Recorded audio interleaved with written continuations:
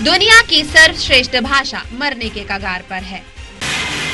विश्वविख्यात साहित्य से दुनिया दूर रहेगी। आयुर्वेद के पुराने शोध को आगे पढ़ाया और बढ़ाया नहीं जा सकेगा। किसी भी विरासत से जो फायदा अगली पीढ़ी को मिलना चाहिए वह नहीं मिलेगा। संस्कृत के बचे हुए प्रकल्प भी समाप्त होंगे। भारत की विश्वविख्यात पहचान समाप्त होगी। जर्मनी और अमेरिका में कई विश्वविद्यालय इस पे हमसे आगे चले जाएंगे। संस्कृत से जुड़ी संस्कृति भी धीरे धीरे खत्म होगी, क्योंकि संस्कृति का आधार भाषा भी है। संस्कृति और संस्कार ही नहीं रहेंगे तो भारत का विदेशीकरण होगा। विदेशीकरण की दिशा में तो हम वैसे भी बहुत आगे बढ़ चुके हैं। बची खुची अगर कुछ चीजें हैं और बचाई जा सकती है तो संस्कृत भाषा उसका बड़ा आधार हो सकता है। एक कॉलर अपनी प्रतिक्रिया देना चाहते हैं। नमस्कार। हम थोड़ा सा ये कहना चाहेंगे कि जो अपनी संस्कृत भाषा है वो विद्यालय में जिस तरह से लागू हुआ है तो इसके बारे में पढ़ाई क्यों नहीं होती है? बिल्कुल नहीं होती है, बल्कि ये तो बहुत कम स्कूलों में पढ़ाया जाता है। जिस विद्यालय में क्या है, पढ़ाई संस्कृत का तो नाम है कि संस्कृत अपनी राष्ट्रभाषा है, क्या है ऐसा कह तो ले रहे हैं हम लोग। संस्कृत हमारी वैदिक भाषा है। हम चाहते हैं, हम भी पढ़ना चाहते हैं। हमारे पूर्वजों में वेद शास्त्र अपना सारा संस्कृत में है। बिल्कुल। लेकिन हम संस्कृत को बढ़ा नहीं पा रहे हैं। बिल्कुल सही कह रहे हैं। बिल्कुल, ये तो दुखद है, लेकिन क्या किया जाए आपके हिसाब से? क्या उपाय हो सकते हैं? हमारे हिसाब से ये होना चाहिए कि इस भाषा को जैसे प्राइमरी स्टेज से जिसे अभी पढ़ाया जाता है प्राइमरी स्टेज से, लेकिन उस तरह से नहीं जैसे हम इंग्लिश मीडियम में पढ़ा रहे हैं बच्चों को, वैसे संस्कृत मीडियम तो नहीं हो सकता। लेकिन संस्कृत एक सब्जेक्ट ऐसा है जो अपनी वैदिक से है, तो इसकी जानकारी हर बच्चों को अच्छी तरह से होनी चाहिए। ये तो जरूरी है कि कम से कम संस्कृत में लिखा हुआ शब्द अपना वेद शास्त्र अपने हिंदू धर्म के हिसाब से, भारतीय संस्कृति के हिसाब से सभी बच्चों को आना चाहिए, वो चाहे जिस धर्म से हो। बिल्कुल, धन्यवाद। यहाँ पर राजू पटेल सूरत से एसएमएस में कह रहे हैं कि संस्कृत किसी धर्म की भाषा ना होकर इसे धारण करने वाले को, हर किसी को फायदा देने वाली भाषा है। राजू पटेल सूरत से एसएमएस करें। और एक एसएमएस भी यहाँ पर आया है कि संस्कृत का अध्ययन और उपयोग करने वाले व्यक्ति का बौद्धिक आईक्यू जो है वो बहुत हाई होता है, अच्छा होता है। मतलब ये जैसे कंप्यूटर के स्पेस में उपयोग आती है, वैसे आपके ब्रेन के स्पेस और उसके मेमोरी में भी कामयाबी लाने में उपकारगर साबित होती है। साथ में ऐसे भाषा की संस्कृत के समर्थन में बहुत एसएमएस आए और संस्कृत के बारे में भी जानकारी देने वाले काफी एसएमएस है। आप भी अपनी बात को रख सकते हैं, प्रतिक्रिया दे सकते हैं। आप यहाँ स्क्रीन पर सोशल नेटवर्किंग साइट से भी अपनी प्रतिक्रिया को दे सकते हैं। हम यहाँ पर एक और कॉलर से आपकी बात कराते हैं। नमस्कार। हेलो, हाँ बोलिए, क्या बोलना चाहेंगे आप? हाँ जी बोलिए। मैं संस्कृत के बारे में बोलना चाह रहा हूँ। हाँ। जब से आपके चैनल पे आया तो मुझे बड़ा दुख हुआ इस बात का कि हमारे ज्ञान के भंडार जो वेद हैं वो 4 वेद हैं। हाँ। और इन 4 वेदों में ही ज्ञान विज्ञान भरा हुआ है। इसके अलावा जो है 4 ब्राह्मण ग्रंथ हैं और 6 शास्त्र। इन 6 शास्त्रों में अलग अलग विज्ञान की बातें लिखी हुई है। अगर ये चीजें नहीं रही तो हम उनसे अपरिचित हो जाएंगे और आगे हमारी जो संस्कृति है वो भी नष्ट हो जाएगी। और साथ ही भारतीय भाषाएं जितनी भी है वो सब के सब जो है वो संस्कृत से ही निकली हुई है। यहाँ तक कि विश्व की दूसरी और अन्य भाषाएं हैं वह भी संस्कृत से ही निकली हुई हैं। बहुत सी ऐसी भाषाएं हैं, चाहे वो आपके ईरान की रही हो, लैटिन हो रही, ये सब जो है सब के सब संस्कृत से ही निकली हुई है। और यहाँ तक कि जर्मनी के जो प्रसिद्ध विद्वान हुए हैं मैक्स मूलर, वो खुद आकर के यहाँ पर उन्होंने सीखा है संस्कृत कलकत्ता में, और यहाँ पर जाकर के यहाँ पर फिर वेदों का जो है उन्होंने भाष्य किया है।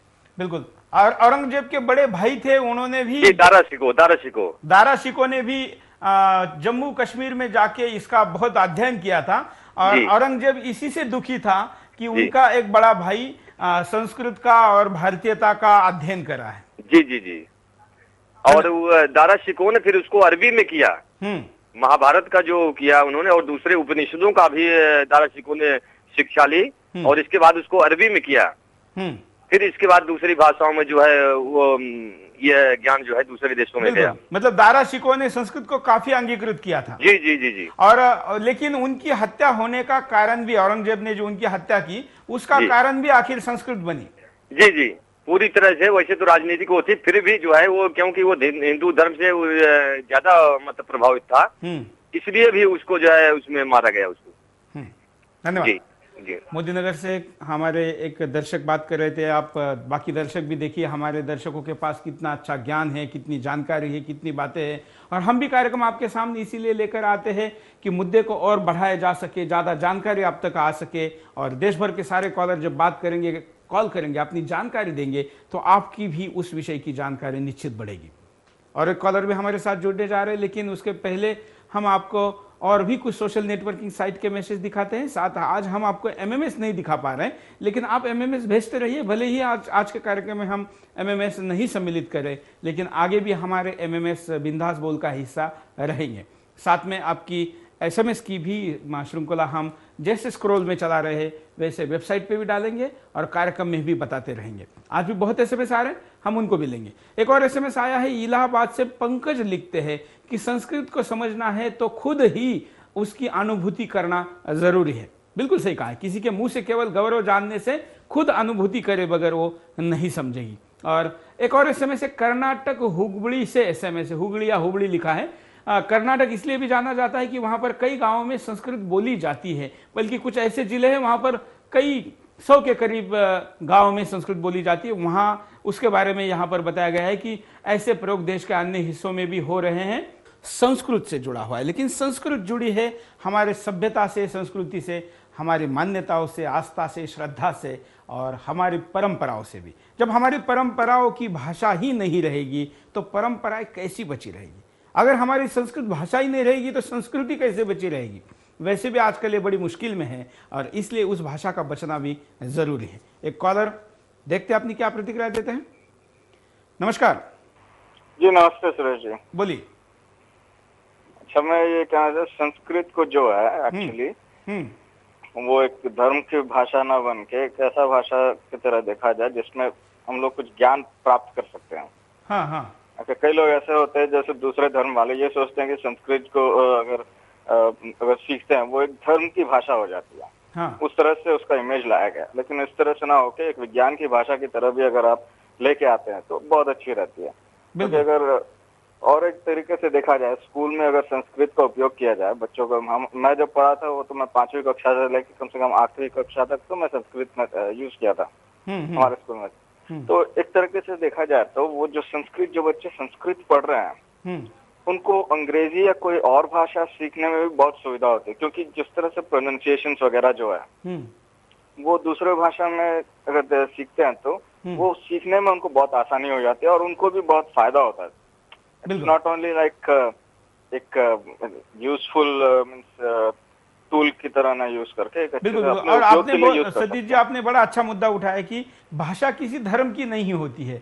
अरबी भाषा भी भारतीय मुसलमानों को इस्लाम की नहीं लगनी चाहिए जी। और संस्कृत भी क्रिश्चियन लोग भी इसको पढ़ते हैं। विदेशियों में तो कई लोग क्रिश्चियन ही हैं जी। बिल्कुल, जो भी पढ़े उसको एक धर्म की भाषा की जैसे नहीं देखना। बिल्कुल, बहुत अच्छी बात है वो। बस संस्कृत जैसे हम लोग हिंदी बात करते हैं या फिर अंग्रेजी बात करते हैं, कुछ भी बात, वो धर्म की भाषा नहीं है।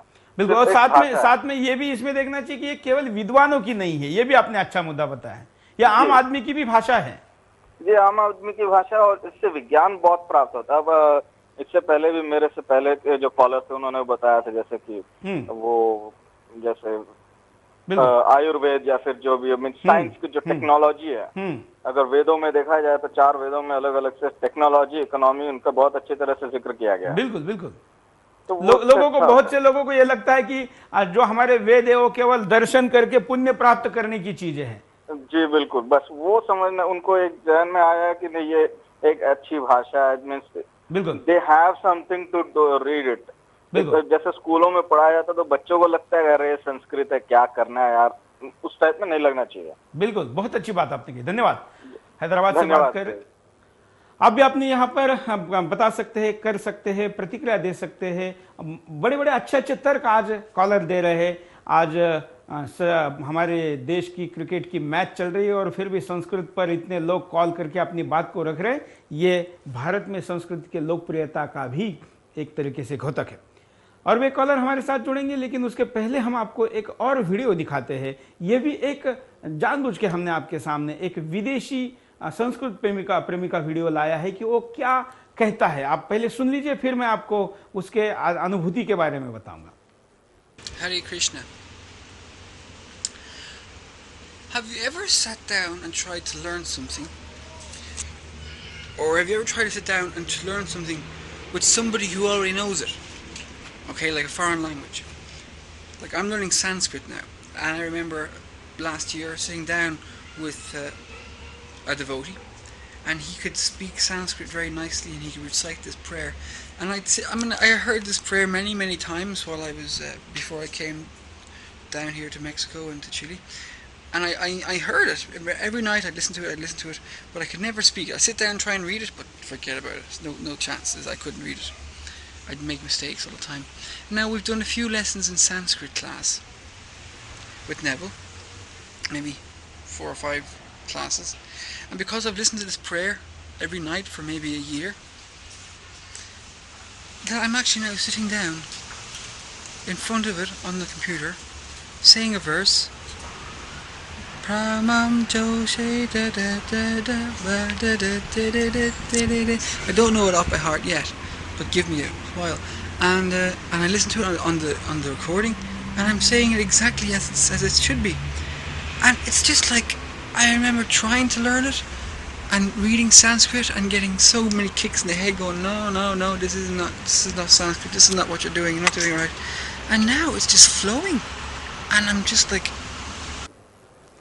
देखिए, उन्होंने एक चेंटिंग करके दी थी, एक मंत्र का एक तरीके से म्यूजिकल प्रोनाउंसिएशन किया, उन्होंने उल्लेख किया, पूरा मंत्र नहीं, लेकिन उस मंत्र को सुनने के बाद मुझे बड़ा अच्छा लगता है, उल्लासित लगता है, कुछ प्रेरणा मिलती है, कुछ अद्भुत शरीर में होता है। ये बात एक व्यक्ति कह रहा है और साथ में कहता है कि ये जब भाषा सुनाई देती है या ये मंत्र जब सुनाई देते हैं तो लगता है कि इसको कहीं ना कहीं कभी ना कभी जरूर पढ़ा है। मुझे तो कभी कभी ऐसा लगता है ऐसे लोगों की तरफ देख के कि हम जो पुनर्जन्म की बात करते हैं, ये ज्यादातर जो आपने जो फोटो अभी ये वाला वीडियो देखा, ये इस्कॉन के लग रहे थे, क्योंकि उनके गले में जिस तरीके की तुलसी की माला थी। तो इसका इस्कॉन हुआ, अक्षरधाम हुआ, या महर्षि महेश योगी हुए, और भी कई महापुरुष जिन्होंने संस्कृत को विदेश में एस्टैब्लिश करने में बड़ा महत्वपूर्ण योगदान दिया है, उनमें से ये थे।